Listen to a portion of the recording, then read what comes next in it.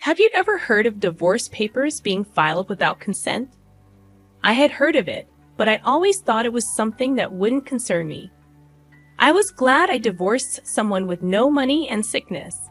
That was until I received such an email while hospitalized due to the stress from my husband's infidelity.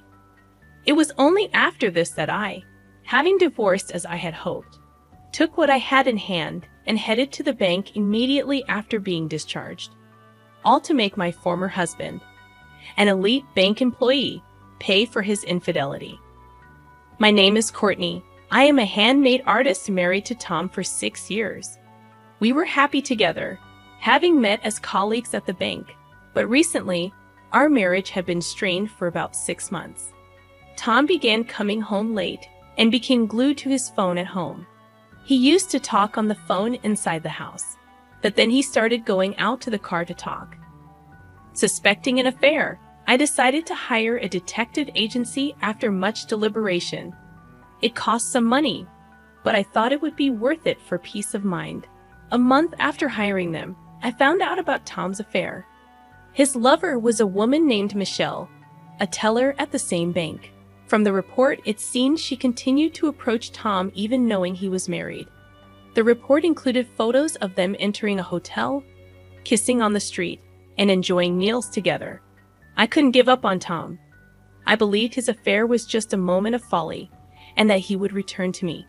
Wanting to be an even better wife, I changed my hairstyle, put on makeup, cooked with more effort, and always smiled.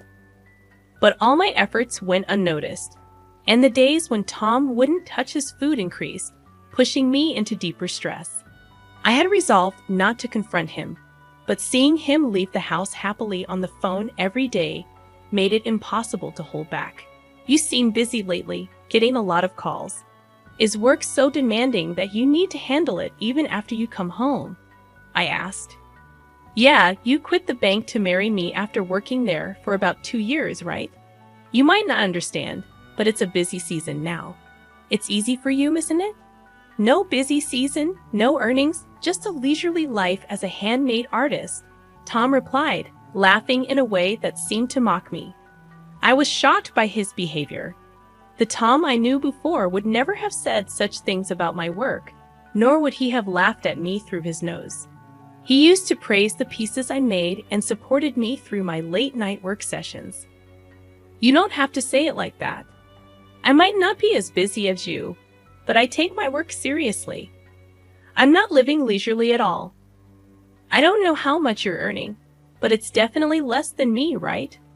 I'm paying half of everything, rent, utilities, living expenses, so you can live. It's tough being a woman with no earning power. You wouldn't survive if I divorced you, he continued. What kind of thing is that to say? I make enough to cover my share, but that's not the point right now.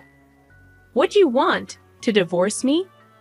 Unable to control myself after hearing the word divorce from Tom, I started crying uncontrollably. Tom sighed annoyed and left the living room, telling me not to cry over every little thing. Tom's attitude towards me became even colder the next day. He completely ignored me, not even meeting my gaze. Despite the situation, I kept wondering how we could go back to being the happy couple we once were, putting immense stress on myself, leading to sleepless nights and spontaneous tears. Unable to bear it alone, I met with my high school friend Sophia for advice. Sophia, still single, was a successful career woman. I tearfully shared my feelings with her, feelings that I couldn't share with anyone else. Tom is completely infatuated with that woman, Michelle. He comes home later and later. I don't know what to do anymore, I said. Do you still love your husband, Courtney? Do you want to get back to how things were before? Sophia asked. I honestly expressed my feelings. It's stupid, but I still love him. I don't want to give up, but everything is so hard, I replied. Just then, I started coughing violently and bent over. I've had asthma since before, and it had worsened due to the stress from my relationship with Tom. I took out my inhaler, but I was coughing so much that I couldn't inhale at all. The relentless coughing made me suffer unbearably. Unable to remain seated, I collapsed onto the floor. Courtney, Courtney, are you okay? Please, someone, call an ambulance. Sophia called out to me desperately, but I couldn't respond and lost consciousness. When I woke up, I was in a hospital bed. Courtney, thank goodness you're awake. Are you okay? Can you understand me? When I looked toward the voice, I saw Sophia with tears in her eyes, attempting to speak cautiously. I managed to utter thanks despite coughing, expressing my gratitude with just a single word. Sophia nodded while crying and immediately pressed the nurse call button to summon a nurse. Then the attending doctor arrived and explained that due to the severity of my asthma symptoms, I would need to be hospitalized for about a week. With nothing prepared for a sudden hospitalization, Sophia bought me a hospital admission set from the shop and filled out the necessary paperwork. I tried to inform my husband about my hospitalization, but couldn't reach him. Sophia tried calling Tom's cell phone, but he didn't answer. Considering contacting my workplace, I hesitated, fearing their reaction. Eventually, Sophia helped me draft an email, which she sent on my behalf. Sophia stayed until the end of visiting hours and then left. I drifted in and out of sleep due to the medication, constantly checking for any messages from Tom. The first message from him came at 1:00 a.m. If you're hospitalized, there's nothing I can do. I'm busy with work, so I won't visit you. Upon reading that email, I felt truly sad, hurt, and miserable. It wasn't just that Tom said he couldn't come because he was busy, but that he wouldn't come at all, which made it clear to me that he no longer had any love for me. I thought I shouldn't cry, but tears came uncontrollably beyond my will. I didn't reply to the email and just cried until morning. 2 days passed. Tom didn't visit, but Sophia diligently showed her face after work. That's great. You look a bit better. Are you able to eat? I brought your favorite novel, she said. Sophia's lively visits and smiles saved me. I can't thank her enough. Thank you. I'm feeling quite good today. My cough has settled down a lot. The doctor said he'd consider discharging me in about 2 more days. Sophia was really happy and planned for us to go out and eat something healthy after my discharge. As Sophia and I were discussing where to go, I received an email notification. Glad I divorced a broke, sick person. Reading the email from Tom over and over, I couldn't understand its meaning and just froze with my phone in hand, my heart racing and my mind in turmoil. You don't earn much, do you? Falling sick without doing any serious work. Don't make me laugh, wife. Lottery a big failure. So I filed for divorce. Take care, the email continued. Seeing the follow-up email, I laughed unconsciously. It felt like a farce, getting divorced by Tom while hospitalized for asthma. Tears came along with laughter, and I found myself crying and laughing. Seeing me like that, Sophia shook my shoulders in a panic. What, Courtney? What happened? Are you okay? She asked. I handed my phone to Sophia, showing her the emails from Tom. Reading the message, Sophia's face turned red with anger. Look, Courtney, I know you love your husband. And I didn't want to say anything. But maybe it's time to let go, she said. I understood what Sophia meant. Even though she started crying from the emotion, she managed to put her words together. Just divorce him, Courtney. You need to take care of yourself. No matter how much you love him, sorry to be blunt, but you can't be happy with such a crappy man, Sophia said, looking sorry, knowing it was not her place to meddle in marital affairs. But I smiled back at her. It's okay, really. I knew it deep down that it was impossible to continue, but I lacked the courage to divorce, always looking away. But it's over now. I'll divorce Tom when Tom brought up divorce. I was afraid of the separation. I still loved Tom and was scared of how others would react to our divorce. But once I made the decision myself, the fear of divorcing somehow disappeared.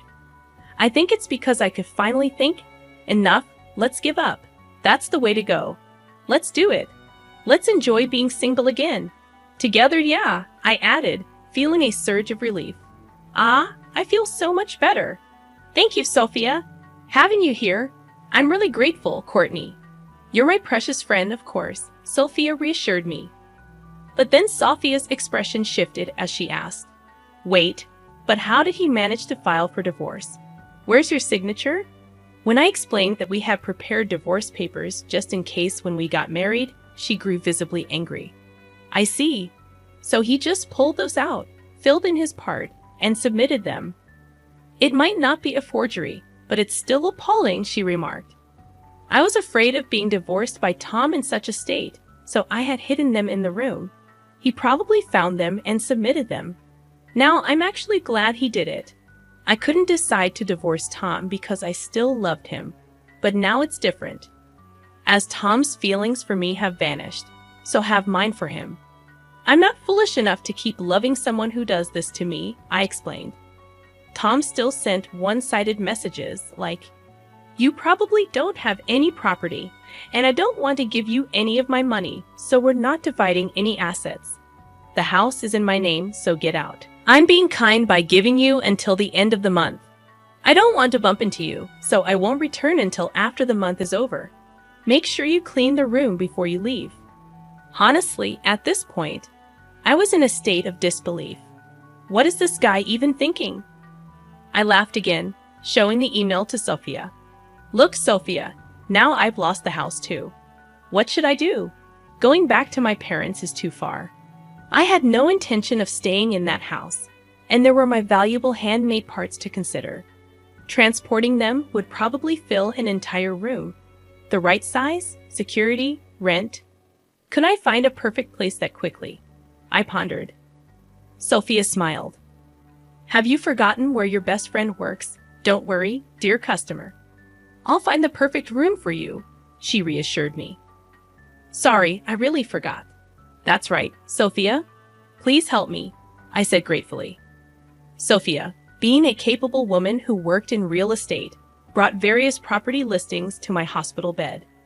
Spreading them out and explaining them to me until my discharge, we managed to find a place close to my preferences.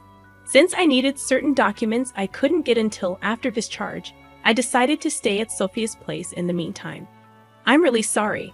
I apologized to Sophia, feeling grateful for her support and guidance during such a difficult time.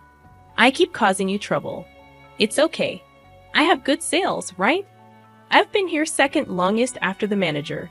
"Sorry, rental agreements take time because there's a lot of paperwork and an inspection process. You can stay at my place as long as you need until everything is settled." "Thank you so much. If there's anything I can do, just let me know. Just take care of yourself for now. Let's take it easy." "So, how have things been? Any more contact from your ex-husband?" "No, not a single word from him. After all, we're strangers now. I do get messages from people from our bank days, though. Apparently, I was branded as a terrible wife. It seems that my ex-husband Tom had reported our divorce at his workplace and blamed me for it. He told people I didn't do housework, didn't contribute financially to the household, yet splurged on my hobbies. He said that any attempt at discussion would end with me getting hysterical and uncontrollable. It's laughable at this point. Who does he think he is to say that? I'd love to remind him who was the one cheating." Sophia seemed to have reached a point where all she could do was laugh. "So, what's your plan? You're not going to let this end here, are you, Courtney? What are you going to do?" Grinning mischievously, Sophia looked at me, and I couldn't help but smile back. There was no way I was going to let this end here. Tom had his turn doing whatever he pleased, but now it's my turn. Of course, I have no intention of holding back against a man without sincerity and a woman who meddles with a married man. I have quite a few things in mind, so look forward to it. Just you wait, both of you. Enjoy your peaceful newlywed life while you can. I had already started planning my revenge against the two of them. 2 days after my successful discharge, Sophia drove me straight to the bank where my ex-husband Tom and his new wife Michelle were. Upon entering the bank, I saw Tom in the back. It had been a while since I last saw him. About a month and a half had passed since I was hospitalized, and he filed for divorce. I thought I would be furious seeing him, but I wasn't. Then, looking for Michelle at the counter, there she was, sitting there with a composed face. Although she had taken my husband away, I took a number and waited for my turn. Fortunately, I was called to Michelle's counter. She greeted me with a welcome, and I responded with a smile. "Hello, I'm sorry to bother you, but I'd like to cancel a bank account." "Certainly. Is it just one account you wish to cancel?" I took a deep breath and projected my voice. "No, not just one. I'm here to cancel accounts for all 800 employees of my company." The counter buzzed with whispers at my declaration. Tom looked over, shocked at what he saw. He seemed to want to say something, his mouth opening and closing. All 800 accounts? Michelle was flustered at the counter, and I couldn't help but feel a surge of laughter. Canceling 800 salary accounts would be a significant loss for the bank. It's not just about losing deposits. With interest rates being low, banks count on transaction fees and salary transfer fees for their profits. Losing that is a big deal. "Yes, all of them, please." "Proceed," I said as I handed over the corporate account documents. I made my request. "What the hell are you doing, Courtney? Did you just say something about a company with 800 employees? What's that about?" Tom approached the counter, his behavior causing a stir among the other customers in the bank. "Oh, long time no see. How have you been?" I said calmly. "What do you mean?" "It's exactly as I said. I've been a company president even when I was married to you. It's a handmade business, so I'm both an artist and a president." I spoke the truth at the counter. "You're a president? What? I didn't know that." "You never said anything about that when we were married," Tom exclaimed. "No, I didn't. You used to mock me for being a failing handmade artist, right? I earn more than you do."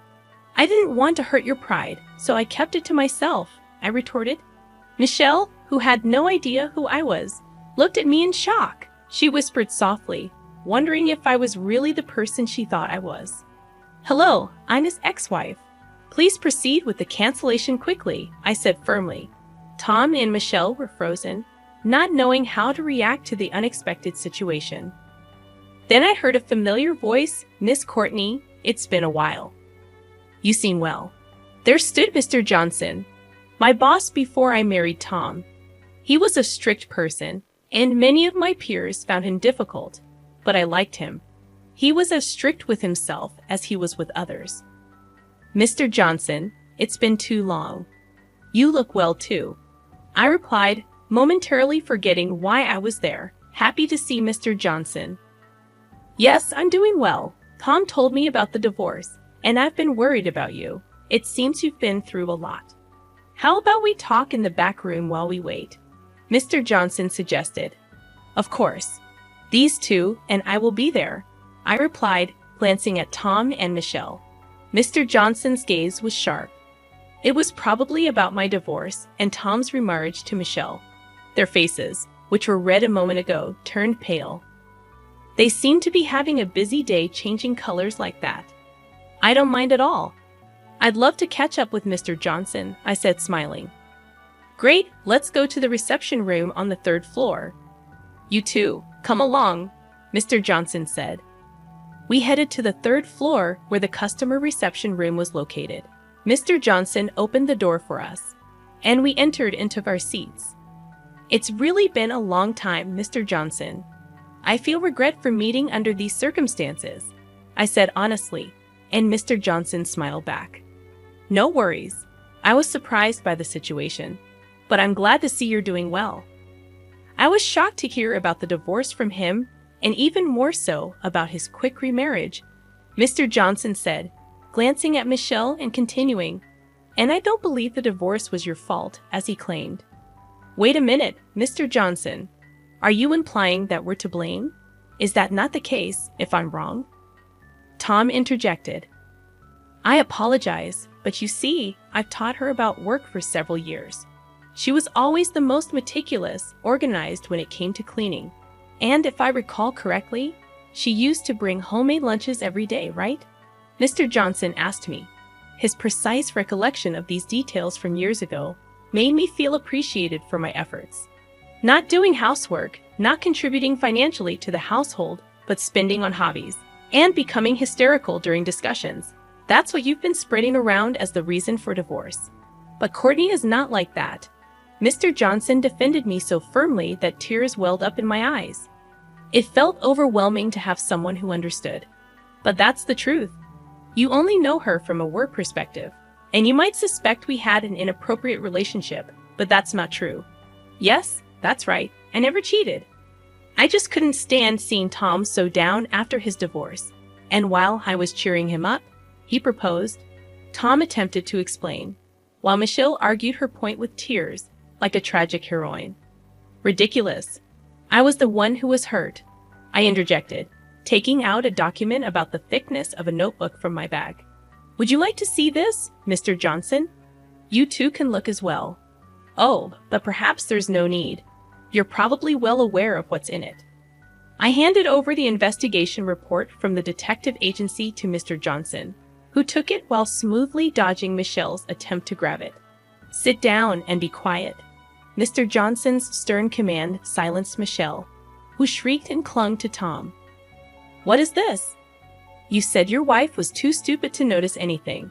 This is not what you told me, Michelle, Tom exclaimed, attempting to defend himself. It's not like that. She really is stupid. I never thought she would do something like this, Michelle added, calling me stupid. Too much, aren't you? Just as I was about to retort, Mr. Johnson's furious shout exploded. The idiots here are you two, cheating on your wife, Tom, and you, Michelle, getting involved with a married man, playing the victim. You two are the offenders, and Courtney is the victim. Thank you for saying everything I wanted to say. It feels refreshing. But may I add something? I asked, feeling empowered by Mr. Johnson's strong support. Of course, say it. I won't stop you, Mr. Johnson encouraged. Grateful for Mr. Johnson's strong support, I continued. He nodded at me vigorously and began reading the report with intense focus, his frown deepening. You called me stupid. But do you think a stupid person can run a company? It turns out you were the one with the lesser income. How much was your salary again? It's $100,000. That's plenty. Tom was so proud of his $100,000 salary, which seemed hilarious to me. Michelle nodded along, seemingly proud as well. Is that so? Well, it's not bad. But mine is $400,000.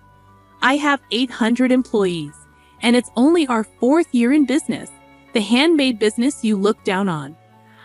I started a company with my friends. $400,000. I revealed, watching Tom and Michelle's faces drop in disbelief at the revelation that the person they underestimated was actually a company president earning $400,000. Yes, business is booming, so we're planning to hire more staff, I added with a satisfied smile. I thought it would be beneficial to have our employee accounts with your bank, but there's no need to be considerate anymore. So I'm canceling them all, I declared firmly. Tom and Michelle were taken aback by my sudden decision.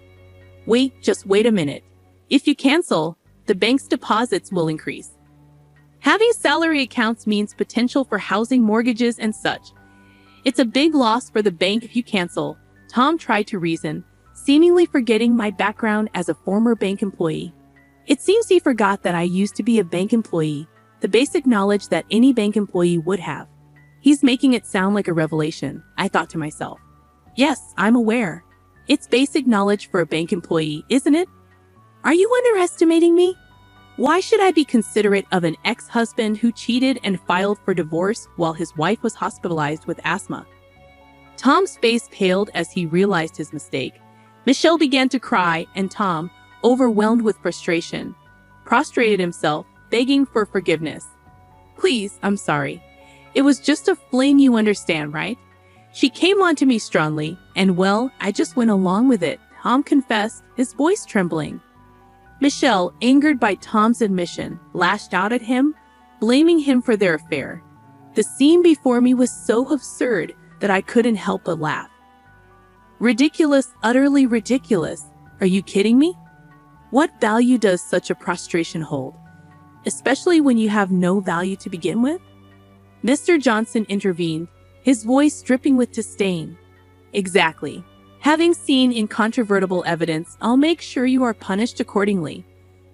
Your affair has led to the bank suffering the disadvantage of mass account cancellation, Mr. Johnson stated firmly. Tom and Michelle could only hang their heads low in shame as they realized the severity of their actions.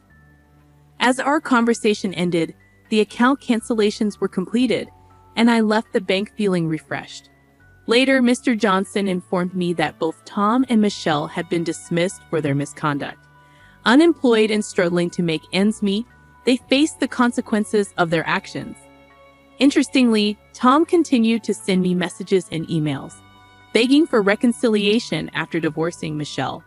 I ignored his pathetic attempts, forwarding them to Sophia for a good laugh. I also filed for compensation through a lawyer, ensuring that Tom didn't get a penny from my company's assets. Divorce wasn't easy, but working hard post-divorce made me realize how happy I am. I even wished I had divorced sooner. Humans are strange creatures indeed. With plenty of money to spend freely and no grievances, I've decided to live my life valuing myself more from now on.